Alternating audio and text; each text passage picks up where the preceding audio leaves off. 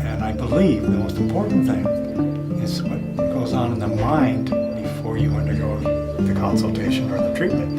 If you have doubts that you can never reconcile, it affects the ability of the mind to release the body.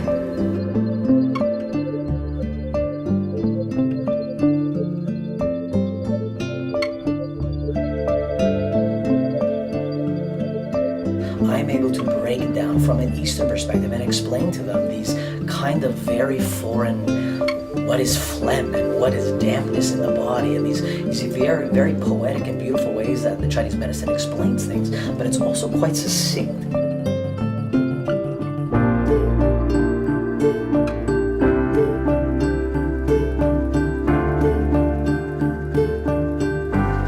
Programs are vigorous, has a lot of contents, and we really focus on students' learning. Plus, we make sure that our students learn well, and we have very enriched clinical training. Like all schools, especially in healthcare fields, what they do is they give you your foundation, and then they make you prepared to treat safely.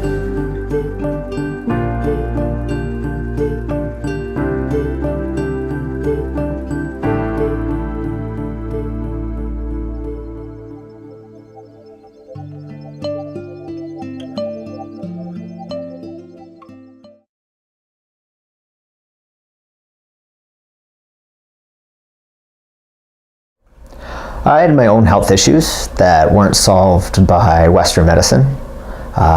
Specifically, it was like muscle spasms on the back, one side of my head, and that would leave me kind of like falling to the ground, and half my face and half my tongue would go numb, and it would feel like kind of like burning needles, and then if I continued to move, that like would keep happening to me. And so I had CT scans and was prescribed muscle relaxants. They couldn't see anything. There's some compression in cervical vertebrae. Years later, I spoke to a chiropractor about it, and they described it as something, it's like tongue-in-cheek syndrome. There's a name for it.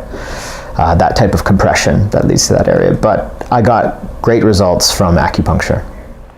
So I had been studying, it's almost cliche, Chinese martial arts at the time, and I had done a lot of reading about Chinese medicine and acupuncture, and being here in Buffalo, I saw that there was a school in Toronto, and I decided to go to the open house. And I had never had acupuncture, I had never had any herbs, I had never had a therapeutic massage. The only thing I had had is a couple of chiropractic adjustments next door. And that voice inside you, so I tell people it was a leap of faith, because something inside me told me this is what I should do, and I did it. I actually didn't have my first acupuncture session until 3 months after starting school. So. Oh, wow. Personally, actually, it was through Tai Chi. Oh, really? Yeah. I've been doing Tai Chi since 2002, I think, something like that. And one day I was browsing stuff, and Tai Chi is closely connected to TCM as far as the health practices go. And I just happened to find it online and thought it was really interesting. I kind of got into it from there.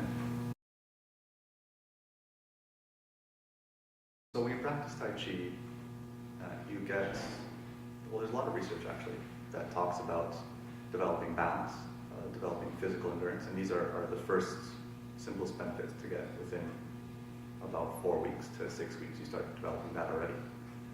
And then in the long term, you start to learn how to flow through your entire body, how to relax. And so even though you are building strength and exercising, your muscles still stay soft. So that, unlike when you lift a lot of heavy weight, you get a lot of tension. And in clinic, we see a lot of people who just, they get active and it starts to hurt because they're overworking it. Tai Chi doesn't really do that very easily. You'd have to really overdo it with your Tai Chi to develop that kind of tension. Otherwise, the goal is to physically relax the muscles so that we can open up the joints and allow the chi to flow, is how we usually say it. So, aside from that, there's also the mental benefit, which was about the relaxation and about the mind-body connection. And if you really practice it a long time, I'm not there, but they say that you have a spiritual benefit as well. And so it really is supposed to like, enlighten your soul. So.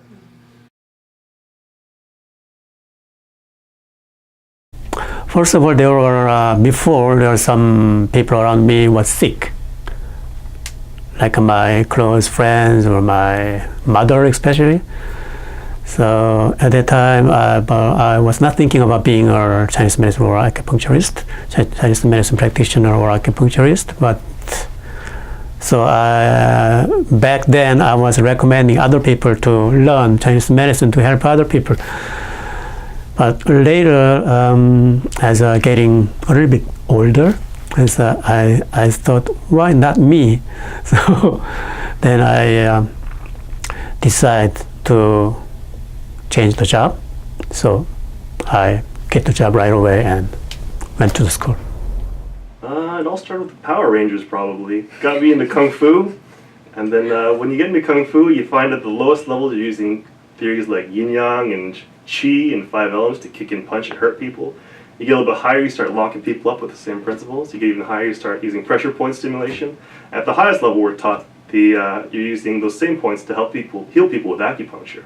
And I thought acupuncture is then the highest level of Kung Fu. That really appealed to me. Also, I found it amazing how in Kung Fu we're hitting like a certain point here, we're sealing the breath, stopping the breathing there. I went to acupuncture school, I learned the same point helps asthma and bronchitis. So it's just that change in mindset or change in intention is all that matters. I like that it's very low tech too, you just need your hands and feet pretty much and you can help heal people. I went to the open house, met Dr. Wu, saw the place, looked at the background of the different teachers and knew that was where I wanted to go. Because if you look at a lot of the schools in the States, a lot of them aren't even TCM schools. They have some 5 element schools, they have some like random hodgepodge schools that they teach a little of this, a little of that. When I went back to school in New York, I went to a TCM school. So, but you'll see a lot of the schools they just teach a bunch of random stuff. And without that, you need something to pull it all together. So if it's not strongly based in traditional theories, what's it really based on? If it's a modernized version of acupuncture, modernized version of TCM, what is it then? Because it's not modern medicine, it's not traditional medicine, it's just a little of this, a little of that. So for me, I find that it was nice to go to a school that had a strong link to a very formalized system. The program and also the students. The students at TSTCM really wants to learn into the Chinese medicine. They compared to other schools, they really want to learn real Chinese medicine. They want that kind of passion or atmosphere. That's the strongest part of TSTCM. And also, another thing is that the reputation of TSTCM, especially in Ontario, is really good. So in the Chinese medicine world, when you say that you study or you graduate from TSTCM, you're already highly evaluated. I guess it's the people, like my friends that was in my class. We were really close, and we spent 4 years almost every day, like 12 hours a day together, right? So we were very close, and a lot of them I still see.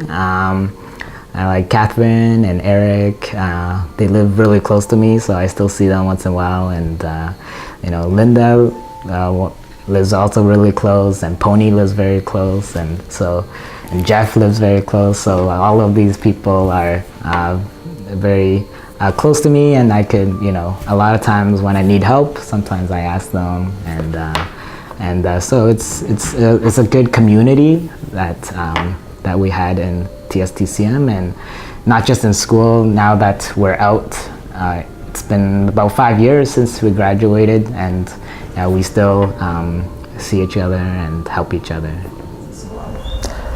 Yeah, I started at TSTCM in 2003, 2004, something like that. So there was a few less schools to choose from at the time, but I had a friend who was also at the Tai Chi school that I was at that was going there. He was a few years ahead of me, and so I went and checked it out. He was happy with it, and I was happy with the location in the city. I was happy meeting the other students. I spoke to them. They were happy with the program. So just kind of, it was close by, people liked it, I knew someone who went there, let's go give it a try. We were really prepared for the national exam. That's really the first step of your journey, is you have to pass the national exam and the Pan-Canadian exam, right? So if you don't pass it, I mean, no matter how much passion you have, you really can't practice, right? So I think TSTCM really prepared us really well for the Pan-Canadian exam, and also Mary was very very generous and was able to let me teach at TSTCM.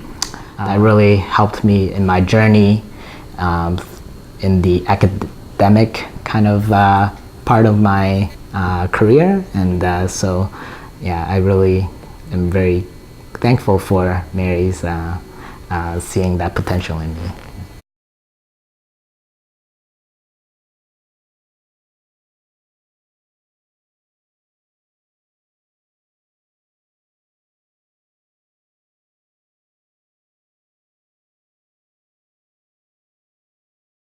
The difference between theoretical knowledge and practical application.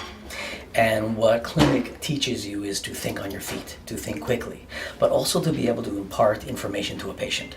Because a big part of the healing process, the patient-doctor relationship, is trust. And a patient is not going to trust you if they don't believe in you, and believe in what you do, think that you know what you're talking about. So here at the clinic, it's a trial by fire. And it's a wonderful trial by fire. A, do you know the theory? Can you differentiate? That's one side. But then there's also the art of acupuncture. Can you measure? Can you understand the anatomical landmarks? Do you know the precise bridging and needling and depth and angle and all these physical palpations? This is the art of acupuncture. And this takes time. This takes practice. And you'll see the people who practice and the people who didn't. The people who are taking pride in the art of it. And you have to have both sides, because we are a health practitioner, but there is artist to it. There is the art side, the martial art side, if you want to call it, that you have to practice. And if you do practice that, it becomes a beautiful thing. Yi dao, qi dao, mind goes, qi follows. Your intention is what does the treatment. The needle is just the extension. Studying at TSTCM has given me the ability to become the practitioner I want to be. It's given me the skill, the knowledge, and the bedside manner to be the professional that I want to be.